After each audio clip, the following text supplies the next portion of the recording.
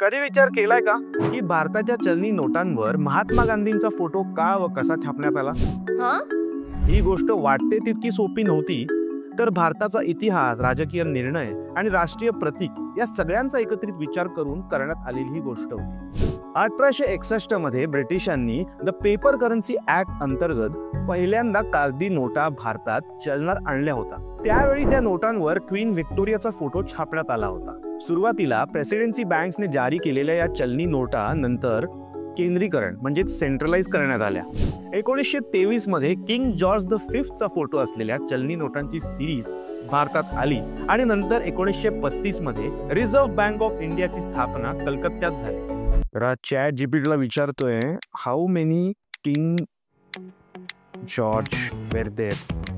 So there were 6 British kings named George 1, George 2, George 3, George 4, George 5, George 6.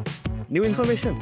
He series तब्बल 1947 पर्यंत भारताला स्वातंत्र्य मिळेपर्यंत चालवली होती आणि मग नंतर 15 ऑगस्ट 1947 रोजी भारत स्वतंत्र झाला आणि ब्रिटिशांच्या राजवटीतून मुक्त झाला.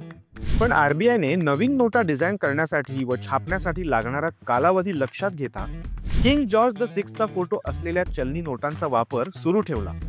पुढे 1949 मध्ये पहिल्यांदाच भारताचे प्रतीक असलेल्या सारनाथ येथील अशोक स्तंभाचा फोटो असलेल्या 1 रुपयाच्या चलनी नोटा छापण्यात आल्या.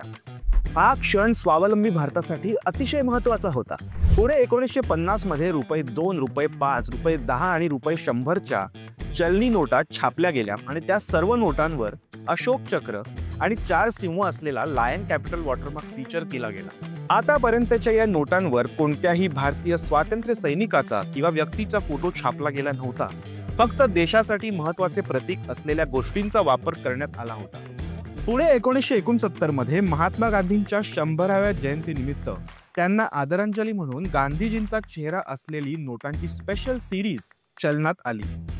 यात महाराष्ट्रातील वर्धा येथे गांधींनी स्थापन केलेल्या सेवाग्राम आश्रमाच्या फोटोच्या बाजूला त्यांचा फोटो लावण्यात आला.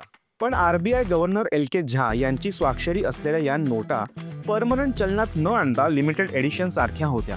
1987 मध्ये 500 रुपयाच्या नोटेवर महात्मा गांधींचा फोटो असलेली नोट नव्याने चलनात आणली होती. ही रेग्युलर चलनात आणलेली आणि गांधींचा फोटो असलेली पहिली नोट होती. बनावट नोटांना आळ घालण्यासाठी तसेच सुरक्षितेच्या दृष्टीने नोटेवर चेहरा असण्याची गरज लक्षात घेता आरबीआयने नवी महात्मा गांधी सिरीज लॉन्च केली. गांधीजींचा 1946 साली पॅट्रिक लॉरेन्स यांच्यासोबत असलेला स्मित हास्य करतानाचा फोटो निर्धारित करण्यात आला. 2016 साली नोटबंदीनंतर आरबीआयने महात्मा गांधींच्या नव्या सिरीज अंतर्गत नोटा रिडिझाईन केल्या. यासोबतच नोटांवर स्वच्छ भारत अभियानचा लोगो ऍड करण्यात आला.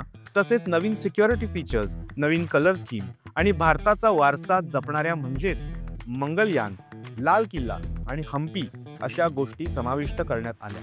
आणि आज तागायर महात्मा गांधींचा फोटो नोटेवर झळकतो आहे. रवींद्रनाथ टागोर, APJ अब्दुल कलाम यांचा फोटो नोटांवर छापण्याची मागणी 2010 ते 2020 या दशकादरम्यान झाली होती. तसेच 2022 मध्ये दिल्लीचे मुख्यमंत्री अरविंद केजरीवाल यांनी लक्ष्मी आणि गणपती या देवांचे फोटो छापण्याचा प्रस्ताव मांडला होता. पण आरबीआयने मात्र महात्मा गांधींचाच फोटो आतापर्यंत कायम ठेवला आहे. तुम्हाला महाराष्ट्रातील किंवा भारतातील कोणत्या व्यक्तिमत्वाचा फोटो नोटेवर असावा असं वाटतं का? आम्हाला कॉमेंट्समध्ये नक्की सांगा. हा व्हिडिओ तुम्हाला आवडला असेल तर तुमचे नातेवाईक, मित्र मंडळी सगळ्यांसोबत शेअर करा आणि मराठी माइंडेडला सबस्क्राईब करायला विसरू नका. धन्यवाद.